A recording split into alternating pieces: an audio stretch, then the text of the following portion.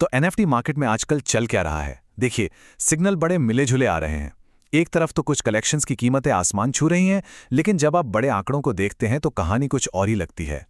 तो क्या ये सच में एक रैली है या सिर्फ एक छलावा? चलिए मिलकर पता लगाते हैं। और यही सवाल आज सबके मन में है।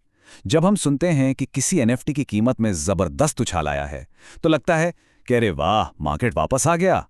लेकिन जैसा हम आगे देखेंगे, ये सुर्खियां, ये पूरी कहानी का सिर्फ एक छोटा सा चमकता हुआ हिस्सा होती हैं। असलियत में जो हो रहा है, वो कहीं ज्यादा पेचीदा है।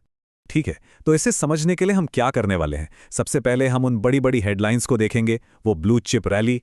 फिर हम जरा गहराई में उतरेंगे और देखेंगे कि पर्दे के पीछे क्या चल रहा है।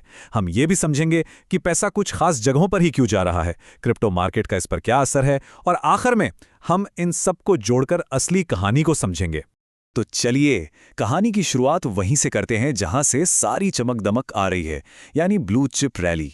ब्लू चिप मतलब वो एनएफटी कलेक्शन जो सबसे पुराने, सबसे बड़े और सबसे महंगे माने जाते हैं। असल हलचल वो यहीं पर है। जरा इस नंबर को देखिए।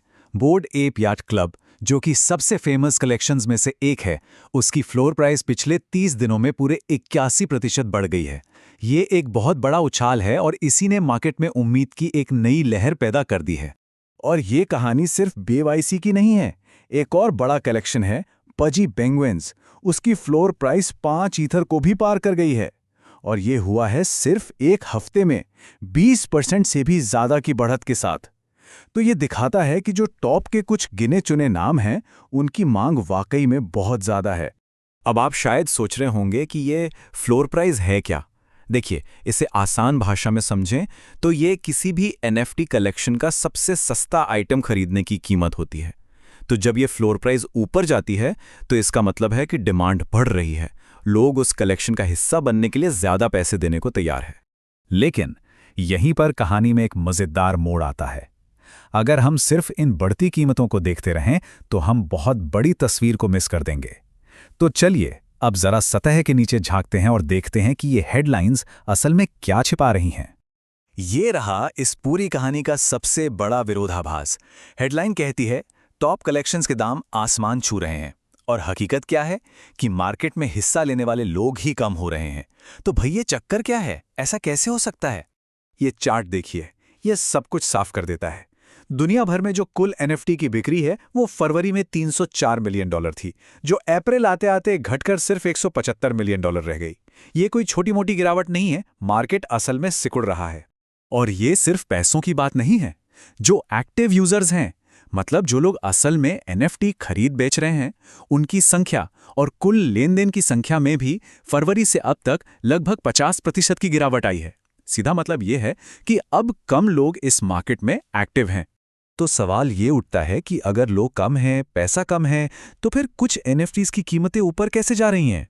जवाब है मार्केट का कॉन्सेंट्रेशन। सारा पैसा कुछ ही जगहों पर इकट्ठा हो रहा है। चलिए देखते हैं कि ये पैसा असल में जा कहां रहा है। और यही इस पूरी पहेली का हल है। अब हो ये रहा है कि कम पैसा कुछ चुनिंदा महंगी चीजों के पीछे भाग रहा है। मतलब मार्केट ओवरऑल बड़ा नहीं हो रहा है, बल्कि ये सिकुड़कर कुछ खास जगहों पर ही सिमट गया है। और ये आंकड़ा, ये इस बात का पक्का सबूत है। एक एनएफटी की जो औसत बिक्री कीमत है, वो मार्च में करीब $30 से बढ़कर अप्रैल में $67 से भी ज्यादा हो गई। मतलब डबल से भी ज्यादा। और ये इसलिए हो रहा है क्योंकि ज्यादातर लेन देन अब उन्हीं महंगे ब्लू चिप कलेक्शंस में हो रहा है, जो एवरेज प्राइस को ऊपर खींच रहा है। अब ये देखिए, ये बहुत मजेदार है। इन ब्लू चिप्स के अंदर भी डिमांड की क्वालिटी अलग अलग है। पजी पेंगुइन्स को देखिए, यहाँ वीकली वॉल्यूम तो ज्यादा है ही, लेकिन ट्रांजैक्शन काउंट भी बहुत हाई है। मतलब कई लोग लगातार खरीद बिक्री कर रहे हैं। वहीं दूसरी तरफ क्रिप्टो पंक्स को देखिए, वॉल्यूम लगभग उतना ही है, लेकिन ये कुछ ही बड़ी बड़ी डील से आ रहा है। मतलब दोनों में एक्टिविटी का पैटर्न बिल्कुल अलग है। अब एक और एंगल देखते हैं। देखिए, एनएफटी मार्केट अकेले काम नहीं करता। ये अपने आप में कोई अलग टापू नहीं है। ये सीधे सीधे बड़े क्रिप्टो मार्केट के उतार चढ़ाव से जुड़ा हुआ है। पिछले महीने इथीरियम यानी ETH की कीमत करीब 18% बढ़ी। और हम सब जानते हैं कि ज्यादातर जो बड़े बड़े एनएफटीज हैं, वो इथीरियम में ही खरीदे और बेचे जाते हैं। और ये सिर्फ ETH की बात नहीं है, बिटकॉइन में भी लगभग उतनी ही बढ़ोतरी हुई है।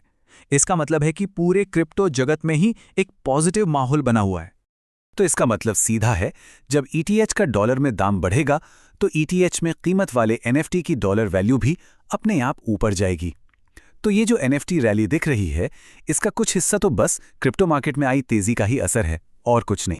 तो ठीक है, इन सभी आंकड़ों को, इन ट्रेंड्स को और इन विरोधाभासों को एक साथ रखकर देखें तो असली कहानी क्या बनती है, NFT मार्केट में सच में हो क्या रहा है। और यहाँ एक ऐसी सच्चाई है जो शायद बहुतों को हैरान कर दे। वॉश ट्रेडिंग, ये क्या होता है? ये तब होता है जब कोई खुद ही अपने NFT को बार बार खरीदता बेचता है ताकि ऐसा लगे कि मार्केट में बहुत एक्टिविटी हो रही है। और आंकड़े बताते हैं कि NFT के कुल ट्रेडिंग वॉल्यूम का लगभग 50% अभी भी यही है। ये बात पूरी सिचुएशन को एकदम साफ कर देती है। कुल मिलाके जो ट्रेडिंग से होने वाला मुनाफा है वो अभी भी नेगेटिव है। इसका सीधा सा मतलब ये है कि इस हालिया उछाल के बावजूद ज्यादातर लोग अभी भी घाटे में चल रहे हैं। ये रैली सबके लिए मुनाफा लेकर नहीं आई है। तो चलिए सब कुछ समेट लेते हैं। हमें क्या याद रखना है? पहली बात, मार्केट फैल नहीं रहा बल्कि अब जाके थोड़ा स्थिर हो रहा है। दूसरी, सारी एक्टिविटी कुछ गिने चुने टॉप कलेक्शंस में सिमट रही है। तीसरी, इस रैली के पीछे क्रिप्टो मार्केट की तेजी का भी बड़ा हाथ है। और चौथी और सबसे जरूरी बात, वॉश ट्रेडिंग अभी भी एक बहुत बड़ी समस्या है। और ये सारी बातें हमें एक बहुत बड़े सवाल पर लाकर खड़ा कर देती हैं। इन सारी हेडलाइंस और मिले जुले सिग्नल से परे एक सचमुच स्वस्थ और लंबे समय तक चलने वाला NFT मार्केट आखिर दिखता कैसा है?